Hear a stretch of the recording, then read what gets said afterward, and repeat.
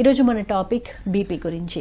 అసలు complete blood picture అనేది ఏ విధంగా ఉంటుంది, ఎలా ఉంటే కరెక్ట్గా బీపీ ఉన్నట్టు, అంటే ఏ రేంజ్లో ఉంటే ఉన్నట్టు, ఎలా ఉంటే లేనట్టు క్లియర్గా ఫస్ట్ ఎక్స్ప్లెయిన్ చేస్తారా? బ్లడ్ ప్రెషర్ అనేది మామూలుగా బ్లడ్ ఫ్లో అనేది అవసరం బాడీలో. అంటే మనకు ప్రతి సెల్కి న్యూట్రిషన్, ఆక్సిజన్ అందించి అక్కడ నుంచి ఉన్న మలినాల్ని తీసుకెళ్ళి, అంటే కార్బన్ డైఆక్సైడ్ లంగ్స్లో వదిలి, టాక్సిన్స్ ఏమన్నా ఉంటే లివర్లోని, కిడ్నీస్లోని ప్యూరిఫై చేసి వాటిని బయటికి పంపించేది బ్లడ్ యొక్క ఫంక్షన్. ఓకే. సో దాన్ని ఒక మోటార్ లాగా మన హార్ట్ రెగ్యులర్గా పంప్ చేస్తూ ఉంటుంది. సో గుండె కొట్టుకున్నంత వరకు లైఫ్, అవును సార్, తర్వాత ఎండ్ అయిపోతుంది. కాకపోతే ఆ హార్ట్ ఫంక్షనాలిటీ కరెక్ట్గా ఉన్నప్పుడు ఈ బ్లడ్లోని జరిగే ఫంక్షన్స్ అన్నీ నార్మల్గా జరుగుతాయి. యూజువల్గా ఒక పారామీటర్గా 120/80 బీపీ ఉండాలి అని చెప్పి అంటారు. కాకపోతే అది స్టాండర్డ్ కాదండి, అందరికీ అది స్టాండర్డ్గా ఉండదు. ఓకే. అంటే ఏజ్ని బట్టి మారుతూ ఉంటుంది. అంటే చిన్నపిల్లలకు ఏజ్ బట్టి, వాళ్ళ జెనెటిక్ మేకప్ని బట్టి, వాళ్ళ యాటిట్యూడ్ బట్టి. ఇప్పుడు ఫర్ ఎగ్జాంపుల్ నేను ఉన్నాను అనుకోండి, నాది కన్సిస్టెంట్గా లోగా ఉంటుంది, 100 or 110/70-60 అట్లా ఉంటుంటుంది. ఓకే. నాకు 120/80 వచ్చిందంటే అది హై. ఓకే. అంటే ఇప్పుడు తగ్గింది, కానీ ఇంతకు ముందు అయితే మనకి ఫ్యామిలీ డాక్టర్స్ ఉండేవాళ్ళు, వాళ్ళు రెగ్యులర్గా ఒక పర్సన్ బీపీ ఎంత ఉంటుంది అనేది చూసుకుంటూ ఉంటారు. సో అదేంటంటే 110 నుంచి 140 మధ్యలో వేవర్ అవుతూ ఉంటుంది. Okay. So 110 to 140 is a safe zone. పర్ఫెక్ట్గా 120/80 ఉండాలనేది అది జరగదు. ఓకే. 120/80 కామన్గా అయితే 120/80 ఇస్ అ స్టాండర్డ్. డయాస్టోలిక్. దానికి కొంచెం అటు ఇటు ఒక 20 points లీవే ఉంటుంది.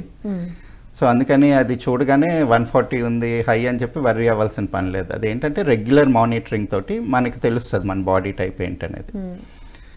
అంటే జనరల్గా ఇప్పుడు వచ్చే మెషిన్స్ ఉన్నాయి కదా, బీపీ మెషిన్స్, వాటితో చూసుకుంటే కరెక్ట్గా వస్తుందంటారా? కరెక్ట్గానే వస్తుంది. హార్డ్లీ ఒక 4-5 points వేరియేషన్ ఉంటుంది. That's not much. అంటే ప్రతి మెషిన్లోనే ఎర్రర్ ఉంటుంది. మనకి స్టాటిస్టిక్స్లో చెప్తుంటారు కదా, plus or minus error zone ఉంటుంది. బట్ దట్ ఈస్ ఓకే, మనకి యావరేజే క్యాలిక్యులేట్ చేస్తాం కాబట్టి.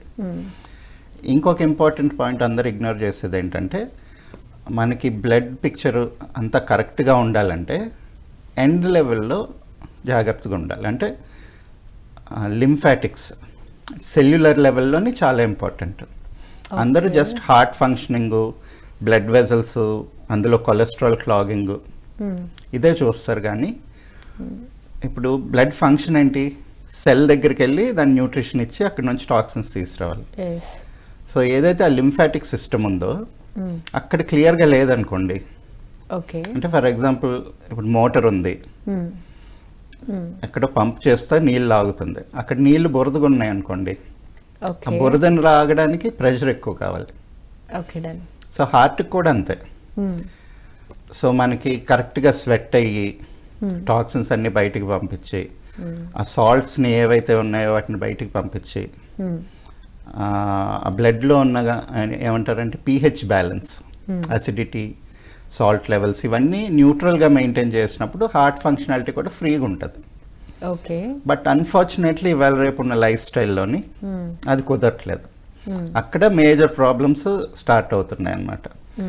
సో మనం హార్ట్ అంటే మోటార్ ఫంక్షనాలిటీ పెంచుతున్నాం, మోటార్ కెపాసిటీ పెంచుతాం, అంత మాత్రాన్ని అక్కడ కిందదంతా క్లియర్ అవ్వదు కదా. ఎలా తెలుస్తుంది అంటారు? అంటే బేసికల్గా ఇవాళ రేపు అందరికి ప్రాబ్లమ్స్ వస్తున్నాయి. హార్ట్ ప్రాబ్లమ్స్ అంటే అక్కడ ప్రాబ్లం ఉన్నట్టే. అవును కదా. ఫస్ట్ అది క్లీన్ చేసుకుంటే తర్వాత హార్ట్ ఫంక్షనాలిటీ నార్మల్గా ఉంటుంది. యాక్చువల్గా ఏంటంటే ప్రతి ఒక్కళ్ళ బాడీ సైజుని బట్టి, వాళ్ళ జెనెటిక్ లీనేజ్ని బట్టి వాళ్ళ హార్ట్ కెపాసిటీ ఉంటుంది. ఓకే. ఇప్పుడు కొన్ని రేసెస్ వాళ్ళకి హార్ట్ చాలా స్ట్రాంగ్ ఉంటుంది, ఎక్కువ ఫంక్షనాలిటీ ఉంటుంది, కొంతమందికి వీక్ ఉంటుంది. అండ్ వాళ్ళ హార్ట్ సైజుని బట్టి వాళ్ళ బాడీ సైజు బేస్ అయి ఉంటుంది. ఓకే. సో ఇప్పుడు ఒబీస్ అయ్యారు అనుకోండి ఎవరన్నా, కానీ జనరల్గా హార్ట్ సైజ్ అంటే ఎవరి పిడికిల్ ఎంత ఉందో వాళ్ళ హార్ట్ సైజ్ కూడా అంతే ఉంటుందని జనరల్గా అలా చెప్తుంటారు.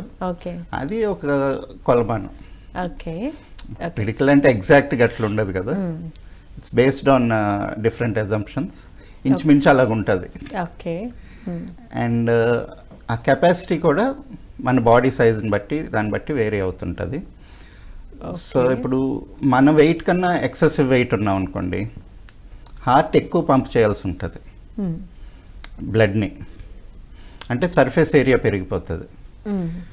సో అంటే మనం 100 HP మోటార్కి 200 HP వర్క్ ఇచ్చినట్టు అది ఫంక్షనాలిటీ తగ్గుతుంది. అందుకని ఓవర్ కాంపన్సేట్ చేయడానికి బీపీ పెరుగుతుంటుంది. ఓకే. ఇదే ఒబీస్ ఉన్న వాళ్ళలోని బీపీ రావడానికి మెయిన్ రీజన్. ఓకే. ఒబెసిటీ ఉంటే కంపల్సరీ అది హై బీపీ అసోసియేట్ అయి ఉంటుంది దానికి.